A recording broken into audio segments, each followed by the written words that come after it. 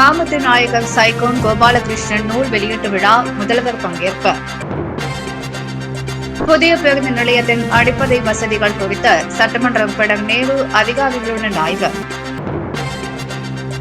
அறிவித்த எந்த திட்டங்களையும் ரங்கசாமி தலைமையிலான அரசு செயல்படுத்தவில்லை, வைத்திலிங்கம் எம்பி குற்றம் சாட்டு. கீர்த்தியாழ் பாவனியின் கிராமத்து நாயகர் சைகோன் கோபாலகிருஷ்ணன் என்ற நூலை முதலமைச்சர் ரங்கசாமி வெளியிட்டார். கீர்த்தியாழ் பவானியின் கிராமத்து நாயகர் சைகோன் கோபாலகிருஷ்ணன் என்ற நூலின் வெளியீட்டு விழா லப்போர்ட் வீதியில் உள்ள ரவேஜ் சோசியல் அரங்கத்தில் நடைபெற்றது. பிரான்ஸ் நக்கீரன் முயல் பெரிய வரவேற்புரை ஆற்ற ராஜவேலு ஜெயபால் ஆகியோர் முன்னிலை வகித்தனர். முன்னாள் சட்டமன்ற உறுப்பினர் ஓம் சக்தி சேகர் தலைமை ஏற்க முதலமைச்சர் ரங்கசாமி நூலினை வெளியிட்டார். நூலின் முதல் பதிப்பை தேன்மொழி துபாய் குழந்தை பெற்றனர். துணை சபாநாயகர் ராஜவேலு, அரசு கொறடா AKT ஆறுமுகம், நல்லாசிரியர் முனைவர் பூங்குழலி பெருமாள் ஆகியோர் வாழ்த்துரை வழங்க தேசிய விருந்தாளர் ஆதவன் நூலாய்வு செய்தார். தொடர்ந்து மணிமேகலை பிரசுரத்திற்கு நன்றியும் பாராட்டும் தெரிவிக்கப்பட்டது.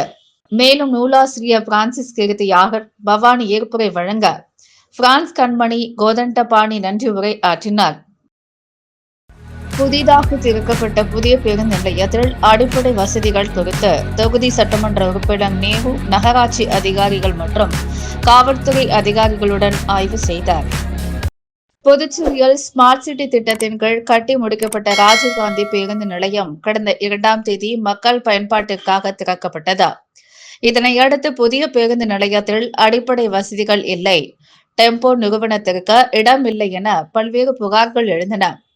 இந்நிலையில் புதிய பேருந்து நிலையம் மக்கள் பயன்படுத்தும் வகையில் உள்ளதா, அங்கு வந்து செல்லும் பொதுமக்களுக்கு ஏதேனும் குறைகள் உள்ளதா, பேருந்து நிலையத்தில் உள்ள கழிப்பறைகள் சரியான முறையில் உள்ளதா, பேருந்து நிலையத்திற்கு வந்து செல்லும் பயணிகளுக்கு சரியான முறையில் குடிநீர் கிடைக்கிறதா மற்றும் பேருந்துகள், ஆட்டோக்கள் மற்றும் டெம்போக்கள் நிறுத்துவதற்கு போதுமான இடங்கள் உள்ளதா என உருளையன்பேட்டை தொகுதி சட்டமன்ற உறுப்பினர் நேரு இன்று ஆய்வு மேற்கொண்டார். ஆய்வின் போது புதுச்சேரி நகராட்சி ஆணையர் கந்தசாமி, காவல் கண்காணிப்பாளர் செல்வம், உருளையன்பேட்டை காவல் ஆய்வாளர் கார்த்திகேயன் மற்றும் நகராட்சி அதிகாரிகள், காவல்துறையினர் உட்பட பலர் உடனிருந்தனர். அறிவித்த எந்த திட்டங்களையும் ரங்கசாமி தலைமையிலான அரசு செயல்படுத்தவில்லை என்று காங்கிரஸ் கட்சி தலைவர் வைத்திலிங்கம் குற்றம் சாட்டியுள்ளார். புதுச்சேரி நெல்லித்தோப்பு தொகுதியில் நிர்வாகிகளின் ஆலோசனை கூட்டம் நவீனா கார்டன் திருமண மண்டபத்தில் நடைபெற்றது.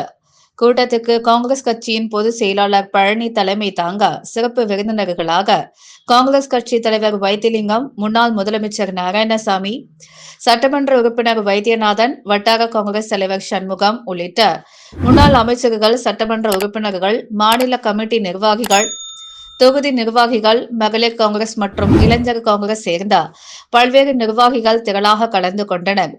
ஆலோசனை கூட்டத்தில் பேசிய காங்கிரஸ் கட்சி தலைவர் வைத்திலிங்கம், தேர்தல் நேரத்தில் அறிவிக்கப்பட்ட எந்த திட்டங்களையும் ரங்கசாமி தலைமையிலான அரசு செயல்படுத்தவில்லை. தற்போது இருக்கின்ற அனைத்து திட்டங்களும் காங்கிரஸ் ஆட்சியிலேயே கொண்டு வரப்பட்டது என்று கூறினார். மேலும் நெல்லித்தோப்பு தொகுதியின் சட்டமன்ற உறுப்பினர் இருக்கிறாரா என்பது தெரியாமல் உள்ளார். தொகுதி வளர்ச்சியில் அவர் எந்தவிதமான அக்கறையும் செலுத்தவில்லை. பெண்களுக்கான நலத்திட்ட உதவிகளை பெற்று தரவில்லை என்று அடுக்கடுக்காக குற்றம் சாட்டினார். கூட்டத்தில் நெல்லித்தோப்பு தொகுதியைச் சேர்ந்த சுமார் 200க்கும் மேற்பட்ட ஆண்கள், பெண்கள் என அனைவரும் திரளாக கலந்து கொண்டனர். வேர்ல்டு பீனிக்ஸ் பெடரேஷன் சார்பில் மிஸ்டர் பிளாக் 2025 புதுச்சேரி கடற்கரை சாலையில் நடைபெற்றது. புதுச்சேரி கடற்கரை காந்தி திடலில் மேனன் ஸ்டுடியோ போட்டோகிராஃபி வழங்கிய வேர்ல்டு பீனிக்ஸ் பெடரேஷன் சார்பில் மிஸ்டர் பிளாக் கிளாசிக் 2025 வெகு விமர்சையாக நடைபெற்றது. இதில் வீரர்கள் கலந்து கொண்டு தங்களது திறமைகளை வெளிப்படுத்தினர். பல பிரிவுகளாக நடைபெற்ற போட்டியில் தொடர்ந்து வெற்றி பெற்றவர்களுக்கு பரிசளிப்பு விழா நடைபெற்றது. இதற்கான ஏற்பாடுகளை ஒருங்கிணைப்பாளர் அறிவழகன் சிறப்பாக செய்திருந்தார். மேலும் இந்நிகழ்ச்சியில் திவாகர் மேனன், பாலா இளவரசன் மற்றும் ஏராளமான பார்வையாளர்கள், பொதுமக்கள், நிர்வாகிகள் கலந்து கொண்டனர். கனமழை பெய்ததை அடுத்து போட்டி தடைபடாமல் இருக்க டென்ட் போட்டு கொட்டும் மழையில் இந்த போட்டி நடைபெற்றது. நெல்லித்தோப்பு தொகுதியில் திமுக சார்பாக கோடை வெயிலை தணிக்கும் வகையில் நீர்மூர் பந்தல் அமைத்து பொதுமக்களுக்கு வழங்கப்பட்டது. புதுச்சேரியில் நாளுக்கு நாள் கோடை வெப்பமானது அதிகரித்து வருகிறது. இதனையொட்டி பொதுமக்கள் பயன்படும் வகையில் நெல்லித்தோப்பு தொகுதிக்குட்பட்ட லெனின் வீதியில் பொதுக்குழு உறுப்பினர் கார்த்திகேயன் தலைமையில் நீர்மூறு பந்தல் அமைத்து பொதுமக்களுக்கு இலவசமாக நீர்மூறு பழச்சாறு, வெள்ளரிக்காய், தர்பூசணி, இளநீர் உள்ளிட்ட பழ வகைகள் வழங்கப்பட்டது. இதில் சிறப்பு விருந்தினராக எதிர்க்கட்சித் தலைவரும் மாநில அமைப்பாளருமான சிவா, உருளையன்பேட்டை தொகுதி திமுக பொறுப்பாளர் கோபால் ஆகியோர் கலந்து கொண்டு பொதுமக்களுக்கு நீர்மோர் வழங்கினார். இந்நிகழ்ச்சியில் தொகுதி செயலாளர் நடராஜன், தலைமை பொதுக்குழு உறுப்பினர் வேலவன், தொழிற்சங்க தலைவர் அண்ணா அடைக்கலம், மாநில தகவல் தொழில்நுட்ப அணி அருண், தொகுதி அவைத் தலைவர் பானுகேசன், சிறுபான்மை அணி தலைவர் அலெக்சாண்டர், மாநில இளைஞரணி துணை அமைப்பாளர் கிருபாசங்கர், பகுத்தறிவு பேரவை துணை அமைப்பாளர் ரமேஷ், தொண்டரணி துணை அமைப்பாளர் கருணாகரன், ராம்குமார், ஆசாரி முருகன், கிளை செயலாளர்கள் மூர்த்தி, பிரிதிமாள், சோமு, பொன் ஏழுமலை, ரவி, மணி, கிருஷ்ணகுமார், தயாளன், லட்சுமி, ஸ்டாலின், பிரான்சிஸ் பாபு, மகளிர் அணி நிர்வாகிகள் சுனிதா, வள்ளி, லட்சுமி, விஜயலட்சுமி மற்றும் நிர்வாகிகள் பல கலந்து கொண்டனர். புதுச்சேரியில் அகில இந்திய மஜ்லிஸ் கட்சியின் சார்பில் ஜங்காத் நிதி மூலம் நலத்திட்ட உதவிகள் வழங்கும் நிகழ்ச்சி நடைபெற்றது. புதுச்சேரியில் அகில இந்திய மஜ்லிஸ் கட்சியின் சார்பில் ஜக்காத் நிதியின் மூலம் நலத்திட்ட உதவிகள் வழங்கும் நிகழ்ச்சி இன்று கட்சி அலுவலகத்தில் சிறப்பாக நடைபெற்றது. இந்நிகழ்ச்சியில் மாநில தலைவர் சம்சுதீன் தலைமை தாங்கினார். மாநில பொருளாளர் ஜனாப் கஜா கமல் முன்னிலை வகித்தார். நிகழ்ச்சியின் சிறப்பு விருந்தினராக புதுச்சேரி அனைத்து பள்ளிவாசல் நிர்வாகிகள் கூட்டமைப்பின் தலைவர் ஜனாப் நிசார் அகமது மற்றும் கோட்டுக்குப்பம் முன்னாள் பேரூராட்சி மன்ற தலைவர் ஜனாப் அப்துல் ஹமீது, மேலும் அகில இந்திய மஜ்லிஸ் கட்சியின் தமிழ்நாடு மாநில பொருளாளர் ஜனாப் மஜித் ஆகியோர் நிகழ்ச்சியில் பங்கேற்ற பொருளாதாரத்தில் நலிவடைந்த குடும்பங்களுக்கு சுயதொழில் புரிய சுமார் 70,000 ரூபாய் மதிப்புள்ள 4 தையல் இயந்திரங்கள் மற்றும் ஒரு மிதிவண்டியை பயனாளிகளுக்கு நிகழ்ச்சியில் பங்கேற்ற சிறப்பு விருந்தினர்கள் வழங்கினர். இந்த நிகழ்ச்சியில் மாவட்ட தலைவர் பலுல்லா, மாவட்ட செயலாளர் பாபு முகமது அலி, கோட்டுக்குப்பம் நகர தலைவர் முகமது அலி, தொகுதி பொறுப்பாளர்கள் மெய்லுதீன், சரீப், அப்துல் அஜீஸ் மற்றும் நகர நிர்வாகிகள் கலந்து கொண்டு நிகழ்ச்சியை சிறப்பித்தனர். முதலியார்பேட்டையில் மத்திய மாவட்ட காங்கிரஸ் கமிட்டியின் ஆலோசனைக் கூட்டம் நடைபெற்றது. மத்திய மாவட்ட காங்கிரஸ் கமிட்டி சார்பில் நேற்று ஞாயிற்றுக்கிழமை முதலியார்பேட்டை புவன்கரை வீதியில் உள்ள எம்ஜிஆர் மஹாலில் ஆலோசனைக் கூட்டம் சிறப்பாக நடைபெற்றது. இந்த கூட்டத்திற்கு மத்திய மாவட்ட தலைவர் கோபி தலைமை தாங்கினார். சிறப்பு அழைப்பாளர்களாக மாநில காங்கிரஸ் கட்சி தலைவர் வைத்திலிங்கம் எம்பி, முன்னாள் முதல்வர் நாராயணசாமி, காங்கிரஸ் முன்னாள் அமைச்சர் பெத்த பெருமாள், முன்னாள் அரசு கொறடா RKR ஆனந்தராமன், இளைஞர் காங்கிரஸ் மாநில தலைவர் ஆனந்த பாபு, மகளிர் காங்கிரஸ் மாநில தலைவி நிஷா மற்றும் மத்திய மாவட்டத்திற்கு உட்பட மாநில நிர்வாகிகள், மாவட்ட நிர்வாகிகள், வட்டார தலைவர்கள், மகளிர் அணி நிர்வாகிகள் மற்றும் அனைத்து பிரிவு காங்கிரஸ் கட்சி நிர்வாகிகள் அனைவரும் கலந்து கொண்டு கூட்டத்தினை சிறப்பித்தனர். இக்கூட்டத்தில் பல்வேறு தீர்மானங்கள் நிறைவேற்றப்பட்டது. காசி யாத்திரைக்கு சென்ற புதுச்சேரி பக்தர்கள் வழிமாறி ராஜஸ்தான் எல்லையில் சிறைப்பிடிக்கப்பட்டு முதல்வர், அமைச்சர், சட்டமன்ற உறுப்பினர் தலையீட்டால் விடுவிக்கப்பட்டது. புதுச்சேரியில் உருளையன்பேட்டை சாரம் உள்பட பல்வேறு பகுதிகளைச் சேர்ந்த 50க்கும் மேற்பட்ட கடந்த 26ஆம் தேதி காசிக்கு ஆன்மீக பயணமாக பேருந்தில் புறப்பட்டனர். பல்வேறு மாநிலங்களை கடந்த டில்லியை அடைந்தனர். தொடர்ந்து நேற்று ஆக்ராவில் இருந்த தாஜ்மஹாலை சுற்றி பார்ப்பதற்காக சாலை மார்க்கமாக சென்றனர். ஆனால் பேருந்து ஓட்டுநர் வழி தெரியாமல் தாஜ்மஹால் செல்லும் பாதையிலிருந்து விலகி வேறு பாதைக்கு சென்றார். அவர்கள் சென்ற பேருந்து ராஜஸ்தான் மாநில எல்லைக்குள் புகுந்தது. ராஜஸ்தான் மாநிலத்திற்கு பர்மிட் இல்லாமல் சென்றதால் அம்மாநில போக்குவரத்து அதிகாரிகள் புதுச்சேரி பக்தர்கள் சென்ற பேருந்தினை தடுத்து நிறுத்தினர். அதையடுத்து பர்மிட் இல்லாததற்கு 3000 உட்பட 7000 ரூபாய் அபராதம் விதித்தனர். அபராத தொகையை கட்ட முயன்றபோது ராஜஸ்தான் மாநில அதிகாரிகள் அதனை ஏற்றுக்கொள்ளவில்லை. 60,000 ரூபாய் செலுத்தினால்தான் பேருந்தினை விடுவிப்போம் என தெரிவித்தனர். பேருந்தில் சென்றவர்களிடம் போதிய பணம் இல்லாத நிலையில் அனைவரையும் இறக்கி ஒரு கட்டிடத்தில் தங்க வைத்தனர். பேருந்தில் சென்றவர்களில் பெரும்பாலானவர்கள் பெண்கள். இதனால் மொபைல் போன் மூலம் வீடியோ வெளியிட்டு தங்களை மீட்க வேண்டும் என புதுச்சேரி அமைச்சர், சட்டமன்ற உறுப்பினர்களிடம் கண்ணீர் மல்க முறையிட்டனர். இதனை அடுத்து எதிர்க்கட்சித் தலைவர் சிவா முதல்வர் ரங்கசாமியை தொடர்பு கொண்டு பக்தர்களை மீட்க வேண்டும் என கோரிக்கை வைத்தனர். முதல்வர் ரங்கசாமி செல்வகணபதி எம்பியை தொடர்ந்து கொண்ட புதுச்சேரி பக்தர்கள் ராஜஸ்தானில் இக்கட்டான சூழ்நிலையில் சிக்கியிருப்பதை விளக்கி மீட்க வேண்டுமென கேட்டுக் கொண்டனர். இதையடுத்து முதல்வர் ரங்கசாமியின் உத்தரவின் பெயரில் அமைச்சர் லட்சுமி நாராயணன் ராஜஸ்தான் மாநில அமைச்சர்களை தொடர்பு கொண்டார். புதுச்சேரி பக்தர்களை விடுவிக்க வேண்டுமென கோரிக்கை விடுத்தார். மாவட்ட ஆட்சியர் குலோத்துங்கன், போக்குவரத்து ஆணையர் சிவகுமார் ஆகியோரும் ராஜஸ்தான் மாநில போக்குவரத்து அதிகாரிகளை தொடர்பு கொண்டார். புதுச்சேரி பக்தர்களை பாதுகாப்பாக அனுப்ப வேண்டுமென கேட்டுக் கொண்டனர். அதையடுத்து 51,000 ரூபாய் அபராதம் செலுத்திய பிறகு மாலை 4 மணியளவில் புதுச்சேரி பக்தர்கள் அனைவருமே அதே பேருந்தில் தாஜ்மஹாலை சுற்றி பார்க்க புறப்பட்டனர். கத்திரி வெயில் துவங்கிய முதல் நாளில் நேற்று அனல் காற்று வீசி வந்த நிலையில் மாலை நேரத்தில் திடீரென குளிர்ந்த காற்றுடன் மழை பெய்ததால் மக்கள் மகிழ்ச்சி அடைந்தனர்.